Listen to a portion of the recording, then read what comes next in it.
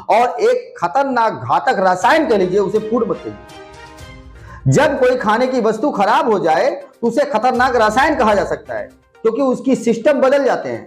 वो खाने में फायदा नहीं करता बल्कि वो घातक हो जाता है, नुकसान करता है। तो ऐसी चीजों को जब कोई बेच रहा है समाज के बीच में और उसे पकड़ा गया तो उसे छोड़ देना ही अपराध था। क्या गया था आपको मालूम है? पार्ले जैसी कंपनी ने तत्काल एक्शन लेते हुए कम से कम अपने 20 से 22 अधिकारियों को निकाल बाहर फेंका, और वहीं ऐसे फर्जी वेल्डरों को, ऐसे फर्जी सेल्स करने वालों को जेल की सलाखों तक धकेल दिया। ये पार्ले ने करके दिखाया था। लेकिन वहीं ब्रिटानिया की बात आ रही है। लगातार पिछले 2 महीने से हम इस बात को दर्शा रहे हैं कि ऐसा नहीं होना चाहिए। लेकिन एक बात ये समझ लीजिए आप कि जब जानबूझकर अपराधी को छोड़ दिया जाता है तो उसके अपराध की श्रृंखला बढ़ते जाती है, क्योंकि उसे यह महसूस हो जाता है कि ज्यादा से ज्यादा मेरा होगा क्या। उसकी ब्रांड है, हम उसके खिलाफ नहीं हैं, लेकिन अगर वो लापरवाही कर रही है और उसी की कंपनी का डिफेक्ट माल जानवरों को, इंसानों को खिलाया जा रहा है, जहर परोसा जा रहा है, बेचा जा रहा है, उसका लेबल लगाकर, तो धिक्कार ऐसी कंपनी पर जो जिम्मेदारी नहीं समझ रही है। और हम उसके खिलाफ हैं और रहेंगे। इंकलाब न्यूज लाइव, खबरों का एक्सप्रेस। नमस्कार दोस्तों, आप देख रहे हैं इंकलाब न्यूज लाइव। मैं फारूक शाह। पिछले सप्ताह हमने एक न्यूज लगाई थी जिसमें हमने बताया था डिफेक्टिव फूड को लेकर के कितनी बड़ी लापरवाही बरती जा रही है, और हमने ये बताया था कि हमारी हर न्यूज ने अपना असर दिखाया है।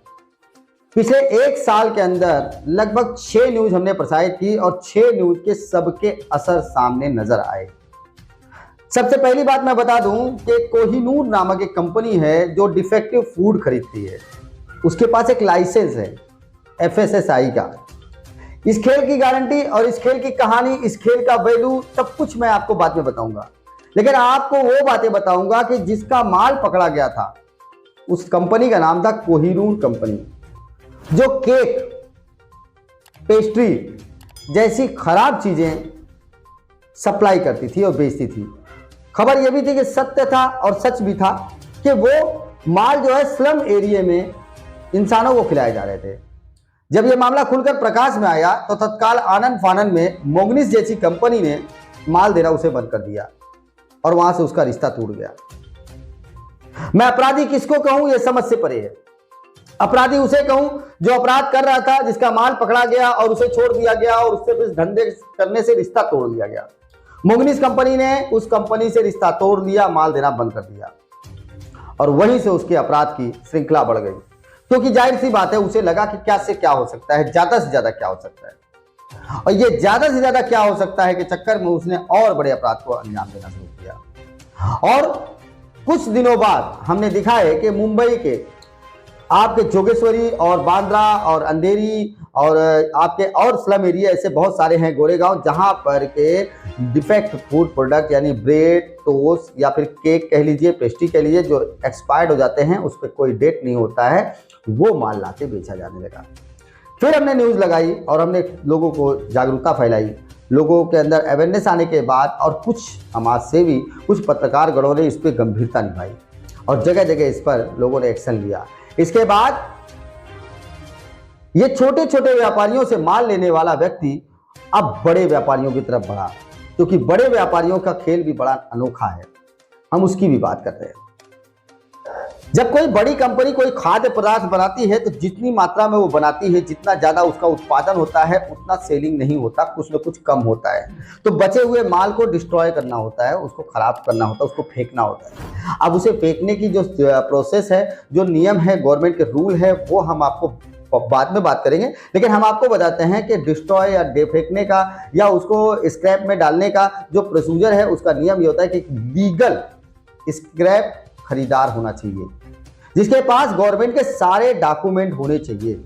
अगर वो डॉक्यूमेंट के आधार पर खड़ा नहीं है तो उसे माल बिल्कुल नहीं दिया जा सकता। क्योंकि मैंने आपको बताया कि खाद्य पदार्थ तब तक है जब तक वो खाने के लायक है, और अगर वो अपने डेट से आगे निकल गया और वो खाने लायक नहीं बचा तो उसे खाद्य पदार्थ नहीं कहा जाना चाहिए, उसे रसायन कहिए। एक खतरनाक रसायन जो इंसानों और जानवरों के लिए घातक बन जाता है। तो ऐसे खाद्य पदार्थ के लिए जो डिफेक्टिव फूड खरीदते हैं या एक्सपायर्ड या स्क्रैप माल खरीदते हैं, उनकी पूरी की पूरी जिम्मेदारी बनती है कि वो कहाँ खपाएंगे, उसे कहाँ यूज करेंगे, कैसे उसको सुखवाएंगे, कैसे उसको गलाएंगे और किसको खिला सकते हैं और किसको नहीं खिला सकते और किस तरीके से उसको प्रोसेस में रखना है। ये सारे नियम कानून होते हैं। इनके जो कंपनियों के जो सीईओ होते हैं और जो अधिकारी होते हैं, ये अधिकारी एक एक अधिकारी की 10-10 से 20-20 लाख रुपए पगार होती है, लेकिन पेट नहीं भरता। 10-10, 20-20 लाख रुपए पगार होने के बाद इनका पेट नहीं भरता और गरीबों की हाय और बददुआ लेने के लिए ये फूड प्रोडक्ट का जो डिफेक्टिव माल होता है उसके लिए 2 स्क्रैप ग्राहक रखते हैं। एक स्क्रैप ग्राहक वो होता है जो लाइसेंस धारी होता है, ताकि इनके बचाव में काम आ सके। जब कभी ये कभी उलझेंगे तो अगर कानूनी दांवपेच में ये फंसते हैं तो ये दिखाएंगे कि हमने अपना खाद्य पदार्थ का जो एक्सपायर्ड माल था या डिफेक्ट फूड था वो हमने इस व्यापारी को दिया जिसके पास पूरे लाइसेंस है। और दूसरा एक व्यापारी इनके पास रहता है जो चोर दरवाजे से घुसता है, और वो चोर दरवाजे का रास्ते से जब वो घुसता है तो सिर्फ और सिर्फ अपराध को अंजाम देने लगता है।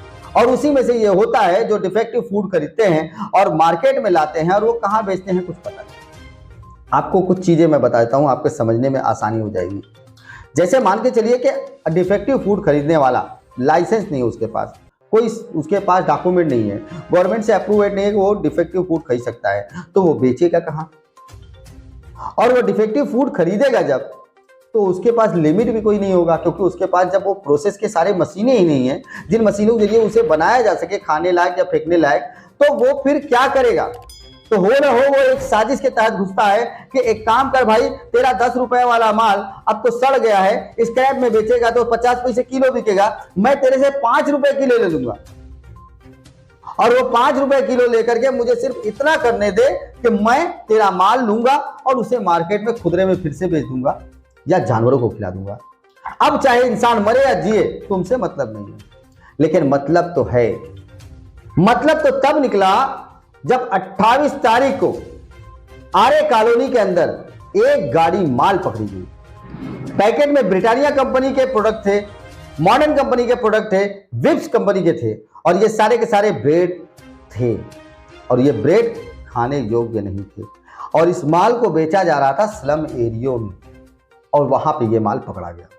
वहां माल पकड़ने के बाद अधिकारियों ने उसको लेकर के आए, और उसके बाद एक वीडियो आप देखिए, जिस वीडियो में हम आपको बताएंगे कि वहां पर अधिकारी से बातचीत हो रही है, कुछ पत्रकारगण बात कर रहे हैं और वो बयान खुद दे रहा है कि ये माल कहां से लाया और आगे से ऐसी गलती नहीं होगी, मैं क्या करने जा रहा था, ये सारी बातें चल रही थी।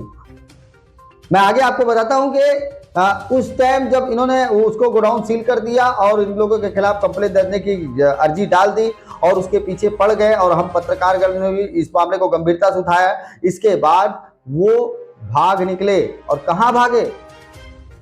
मुंबई छोड़ा, आरे छोड़ा, लेकिन काम नहीं छोड़ा। इर्द गिर्द वहीं पे इनका कारोबार चल रहा है, और अब गोडाउन बन गए वसई विरार के नाला सुपारा में, पालघर के जिले के अंदर आने वाले विरार में, और चिंचोटी जैसे सेंट्रल में, जहां से कि पूरे मुंबई को माल दिया जा सके, चाहे वो थाना हो चाहे वो मुंबई हो। यानी इस तरीके से हब बनाने की तैयारी है नाला सुपारा वसई विरार को, और ये अपराधियों ने खूब बेहतरीन अंदाज से फिर से इन कारोबार को अंजाम देने की तैयारी कर ली है। हमारे पास सूत्रों से प्राप्त जानकारी के अनुसार वसई विरार नाला सुपारा में यहाँ पर बड़े पैमाने पर ये डिफेक्टिव फूड इकट्ठा किए जाएंगे और यहीं से लोगों को जहर परोसा जाएगा। हम आपको वो सब भी दिखाएंगे, कौन कौन इसमें शामिल है, कैसे कैसे साजिश की जा रही है, और कौन कौन इस मामले को दबाना चाहता है। इस वीडियो को जरा गौर से देखिए। इस वीडियो में आपको समझ में आएगा कि एक गाड़ी माल पकड़ी गई है, और माल जो पकड़ी गई है वो पैकेजिंग है, विदाउट पैकिंग नहीं है। तो अब आप समझिए कि ये माल बेचने के लिए ले जाया जा रहा है, और ये माल किस लिए ले जाया जा रहा है ये समझ सकते हैं। अगर जानवरों को खिलाने के लिए लेके जाया जा रहा है तो इस पे पैकेट नहीं होता, और अगर लीगल स्क्रैप डिपार्टमेंट के हाथ में ये माल लगा होता तो इस तरीके का माल नहीं होता, क्योंकि ये पैकेट पैक है, इसके ऊपर कंपनी के नाम पन्नी लगी हुई है। तो आप समझिए कि इसे डायरेक्टली ले जाकर के बेचा जा रहा था इंसानों के लिए। अब इंसानों में खपत हो गई तो हो गई, और नहीं हुई तो भाई आरए डिपार्टमेंट के अंदर में बहुत सारे गोडाउन हैं और बहुत सारे तबेले हैं जहां पर जानवरों को खिला करके पल्ला झाड़ा जा सकता है। यानी कितना बड़ा घिनौना अपराध है कि जो वस्तु खाने के लायक नहीं है, जो रसायन खाने के लायक नहीं है, उस रसायन को इंसानों को खिलाया जा रहा है। अगर इंसान नहीं खा पाएगा, इनका माल नहीं सेलिंग हो पाया, तो अब जानवरों को खिला दो, मतलब मारो, किसी न किसी एक को मार दो। हत्या तो करना इनका काम है, और इस हत्या में शामिल हो गए बड़े बड़े अधिकारी। और अब मैं सबसे बड़ा जिम्मेदार तो उस अधिकारी को बोलता हूं जो ब्रिटानिया कंपनी का डिपार्टमेंट संभालता है, जो स्क्रैप माल को सप्लाई करने वाला है। क्योंकि अगर ब्रिटानिया कंपनी के जो अधिकारी हैं उनको ही सचेत होना चाहिए पहले कि मेरी कंपनी का लोगो, मेरी कंपनी का स्टिकर, मेरे कंपनी का जो है कि पूरा पूरा सिंबल लगा हुआ है और ये ब्रेड मेरा है, तो फिर ये आरए के स्लम एरिया में कैसे बिक रहा है? एक्सपायर्ड हुआ।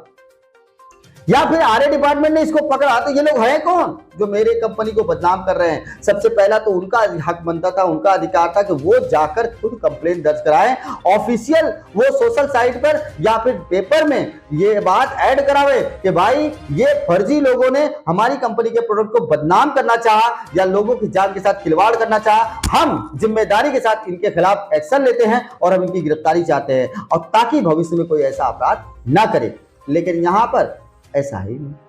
मिलेंगे अगले वीडियो में कुछ ऐसी ही सजगता भरी बातें लेकर और सही जानकारी लेकर। फिलहाल डिफेक्टिव फूड में ब्रेड जो आरए कॉलोनी में पकड़ा गया उस पर अभी तक हमारी चर्चा जारी है। उसके अपराधियों को हम धर दबोचेंगे, इसमें कामयाबी है, और समझ लीजिए कि हम काफ़ी हद तक कामयाब हुए हैं, क्योंकि वो भाग के मुंबई से वसई विरार में आ गए, अब यहाँ पर अपने पैर पसारने वाले हैं। सावधान रहो, सतर्क रहो। अगले वीडियो में फिर कुछ नई जानकारी लेकर आएंगे, तब तक के लिए जय हिंद। अवेयरनेस, जागरूकता, समाज के प्रति एक सजग प्रयास। अवेयरनेस, समस्या आपकी, सुझाव हमारा।